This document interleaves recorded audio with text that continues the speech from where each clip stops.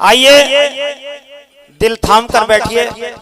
अब दूसरे इनाम के लिए मैं आवाज देने जा रहा हूं बागपत से इस मुकाबले में हिस्सा लेने वाले हाफिज अनस इब्ने मोहम्मद दिलशाद। बहुत अच्छी परफॉर्मेंस इन्होंने, बड़ी अच्छी नात, बड़े अच्छे अंदाज से इन्होंने नात पेश की। मुबारकबाद पेश करता हूं। माशाअल्लाह। 5100 रुपए का नकद इनाम मोमेंटो और तौसीफी सनदी ने पेश की जा रही है मुंतजिमीन की जानिब से।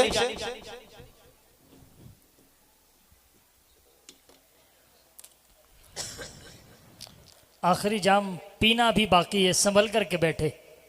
सभी की दुआएं इन तमाम बच्चों के साथ हैं। खुदा करे कि आगे चलकर ये अपने गांव, कस्बे और अपने मुल्क का नाम रोशन करें। आइए हजरात, कारी शाहिद अरमान साहब